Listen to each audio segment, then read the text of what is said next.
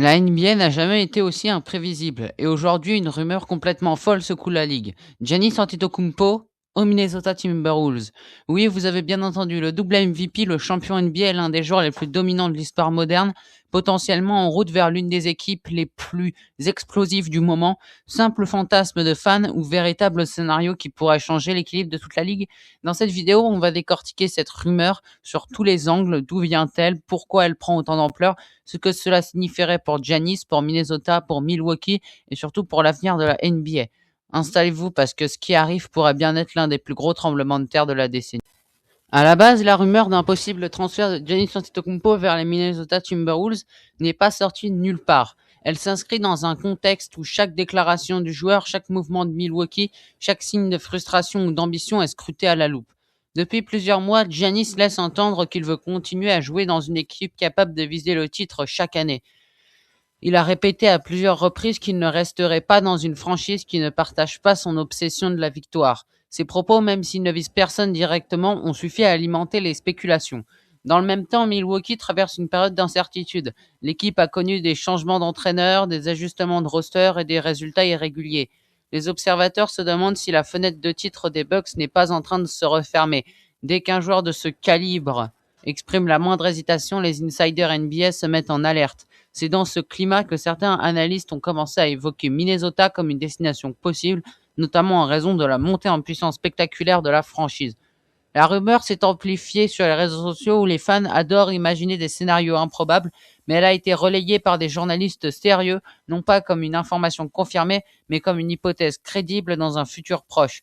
Et c'est souvent comme ça que naissent les plus grosses histoires NBA, un mélange de signaux faibles, de déclarations ambiguës et d'un contexte propice à toutes les spéculations. Deuxième point important, pourquoi Minnesota serait une destination crédible ou pas? À première vue, Minnesota n'est pas la destination la plus évidente pour une superstar comme Giannis. Ce n'est pas un marché glamour, ce n'est pas une franchise historique et ce n'est pas une équipe qui attire traditionnellement les plus grands noms. Mais la situation a changé. Les Timberwolves sont devenus l'une des équipes les plus excitantes de la ligue en 3 ans, portée par un duo explosif, Anthony Edwards, Rudy Gobert, sans oublier l'impact de Julius Randle. Minnesota a prouvé qu'elle pouvait rivaliser avec les meilleures équipes. Leur progression est impressionnante, leur identité est claire et leur culture est en train de se transformer pour un joueur comme Giannis. Rejoindre une équipe jeune, athlétique, agressive en défense et ambitieuse pourrait être extrêmement séduisant. D'un point de vue sportif, Minnesota a aussi des atouts uniques. Leur système défensif est l'un des meilleurs de la ligue et l'idée d'associer Giannis à Gobert dans la raquette ferait trembler n'importe quelle attaque. Offensivement, Giannis pourrait bénéficier de l'espace créé par les shooters et du dynamisme d'Anthony Edwards. Surtout qu'Anthony Edwards lui avait déjà demandé de l'appeler, je ne sais pas si vous avez vu ça. Bien sûr, il y a aussi des obstacles, le salary cap serait un casse-tête monumental, il faudrait probablement sacrifier un ou deux joueurs majeurs pour faire venir Giannis, et il reste la question de savoir si Giannis voudrait vraiment s'installer dans un marché comme Minneapolis. Mais sur le plan purement sportif, l'idée n'est pas aussi folle qu'elle en a l'air. Mais aussi, sur le plan économique et sur le plan du marché, je pense que ça peut se faire aussi, car Giannis n'est pas forcément très attiré par les gros marchés.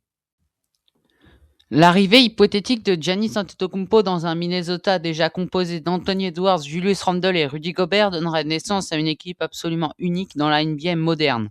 On ne parlerait plus seulement d'un contender, on parlerait d'une équipe construite autour de la puissance, de l'impact physique, d'une intensité rarement vue dans la ligue.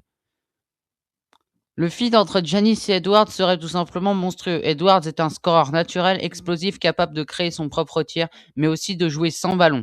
Giannis, lui, attire les défenses comme un aimant. Ensemble, ils se formeraient un duo capable de mettre une pression constante sur le cercle, de forcer les défenses à s'effondrer et de créer des décalages à chaque possession.